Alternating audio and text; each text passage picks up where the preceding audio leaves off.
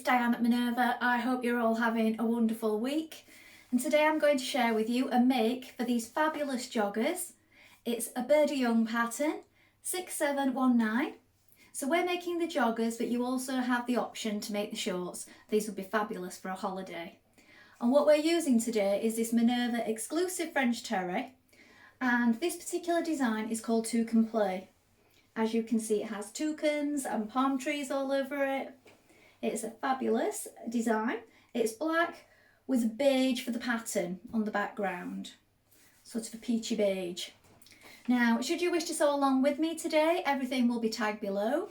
So you will require the Burda pattern, the fabric, some matching thread, elastic and rib, and they will all be linked in the description, as I said. Now, always wash and prepare your fabric before you begin. This saves on any shrinkage. And take a tape measure and locate your sizing. When you've done that and you have the correct sizing, we're going to go and cut our pattern pieces. So let's go and do that together now. Now here are our pattern pieces. So we have the front of the trousers or shorts here. This is the grain line. Make a note of your markings and your circles. And these markings here for the centre front. This is where you cut for the shorts, and you can lengthen or shorten out this point. Here is the back of the trousers or shorts. Again, you're going to cut two pieces. This is your straight grain here. Lengthen or shorten at this point, and make a note of your markings. Here we have our waistband. You're going to cut one on the fold here, and here is your fold line. Make a note of these opening points here where your cord will come through. Then we have our pocket pieces. So we have the pocket pouch here. This is the straight grain. Make a note of these circles. Here we have the hip yoke piece. Again, you're going to cut two of this one, and here is your straight grain. Make a note of the circles. And here we have the cuff for the ankle. So you're going to cut two of this one, and you're going to cut it in your rib fabric. And this is the fold line here. Now you're ready to begin making your jogging pants. Now, first of all, you want to wind half of your thread onto your spool and check your machine needle is sharp. I'm using a stretch needle today and it's a size 80. You may wish to try this on a piece of scrap fabric and see which you prefer. Now when you've done that, we're going to take our front pieces of our jogging pants and also our pocket piece, and with right side facing we're going to stitch on our pocket pieces. Let's do that first of all. So we want this piece here, look, with right side facing. So you're going to line that up with this curve here, and you might just want to stitch that in place. So we stitch this with a 1.5 centimetre seam allowance.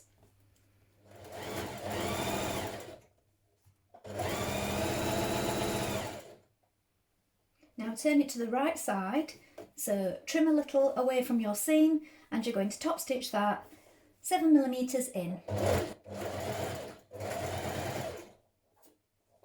Now place your pocket yoke on top with right sides facing.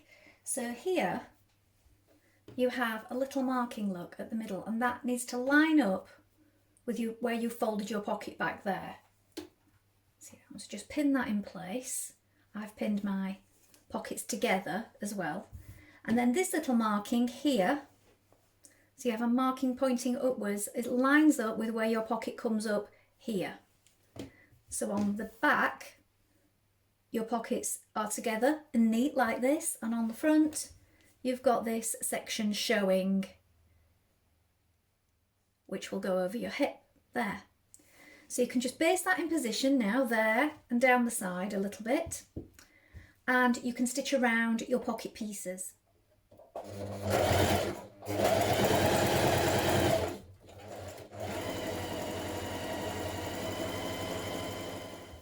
Pin one of your front legs to your back leg at the side seam, like this.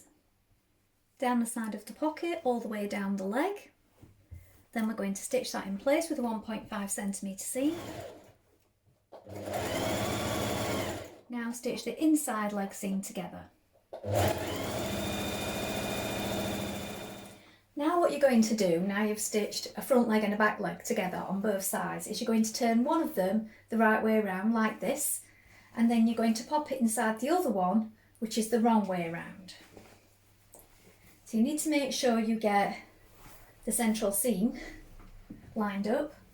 So pop it inside your other trouser leg like this. And then you're going to line up your underneath seam and your two front pieces.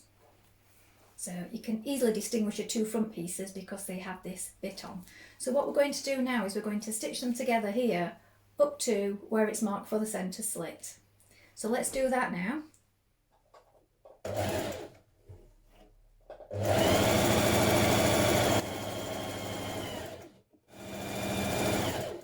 Now when you come to the underneath part, which will be underneath the crotch, you need to really reinforce there. So back tack a number of times and use a stretch stitch if you have it on your machine at this point.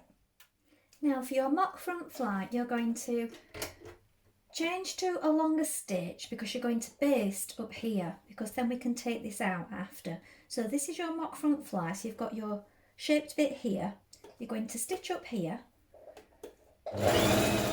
Just leave that loose because we can take those out after. And then what you're going to do is you're going to press it to the left. Now I've already overlock finished mine, so you might want to do that or zigzag stitch at this point. And then we're going to the left, and where it's marked, so you might want to get your pattern piece and place it on top again, you're going to top stitch down those two pieces and then to a V here. So you come down the front and then to a V, and then you can undo this basting stitch, and then that will look like it's a proper fly, but it's a mock fly. So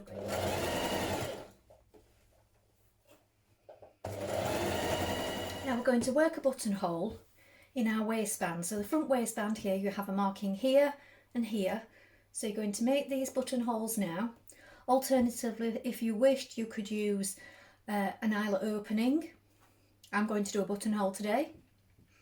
You may also want to put a little piece of strong interfacing behind it before you work your buttonhole, and this will help give it a little bit of strength. Stitch the centre back seam of your waistband. Now if you want, you can sew it halfway and reinforced, and then we're going to fold it back and you will have an opening to form your casing for your elastic. Alternatively, you can measure out your elastic and decide to stitch it in as you are applying your waistband to your trousers. Now, if you don't like threading elastic through casings, this might be the way for you to do it. So I'm going to show you that now as a different way. If you want to thread it through after you've applied your waistband, you're going to need to leave this back seam open halfway just here and reinforce it, and that way you'll have an opening and you can thread this through with a bodkin or a large safety pin. So what I'm going to do is I'm going to measure out my elastic, stitch the ends together, and I'm going to sew it in. But what you need to make sure then is when you apply your waistband to your trousers that you're not catching the elastic. Now you can feel it with your fingers because it's quite thick, but you do need to be careful. So we're going to do that now. Now, as we're also adding cord at this point, I've pulled my cords through my buttonholes, and you need to make sure that you're not catching this with your stitches as well. So we're sewing this in at the same time also. So here I have my elastic and my cord, and I'm going to stitch close to the edge of that to form the casing, but not on it.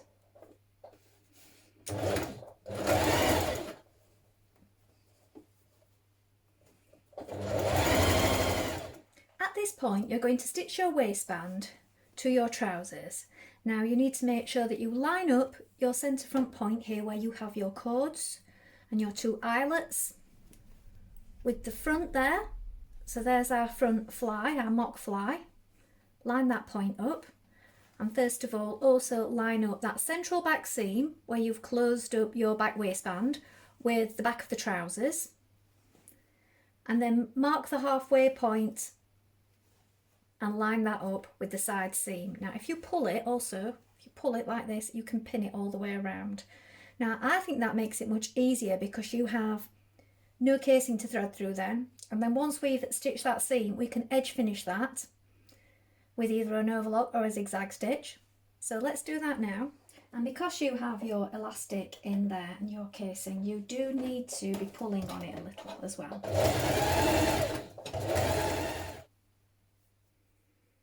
Fold your leg bands this way, lengthways. You're going to stitch down this side.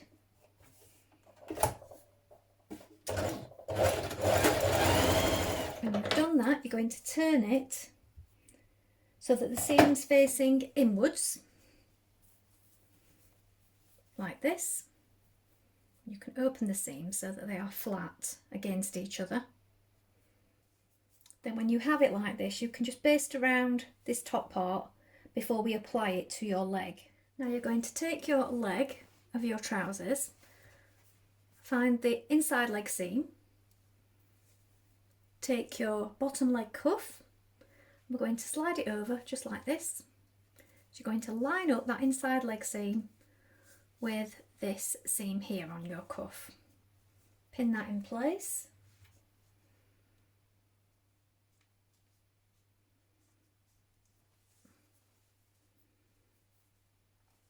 Find the halfway point and line up the outside seam with that. Pull on your cuff and leg a little and finish pinning all the way around. We're going to stitch that in place using a stretch stitch.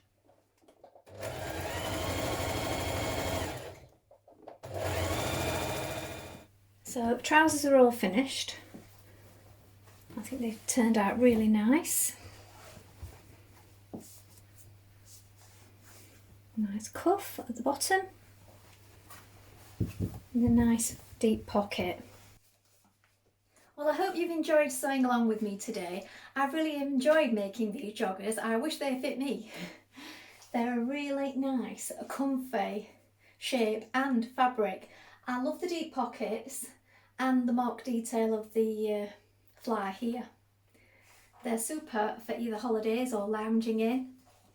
Please let us know how you get on with this pattern. If you've made it before, and remember to include any photographs below because we always love to see what you've been making. Why not have a go at the shorts next time? These make a wonderful addition to your holiday wardrobe. Remember, if you join the Minerva Craft Club, you get 10% off all your orders for a whole year, and you can create a free account with us to connect with our wonderful sewing community of like-minded sewers, share all your projects, ideas and gain inspiration in one place. If you like what I'm wearing today, this is a new look pattern, this top, and it's 6483. I will tag that below in case you're interested. And the fabric is one of our Minerva exclusive fabrics, and it's popcorn jelly viscose chalet, and this particular design is called Fairground. Remember to like and follow Minerva to get more video content like this every week. And I'll be back soon, hopefully with another sew along for you. But thank you so much for watching today. Bye for now.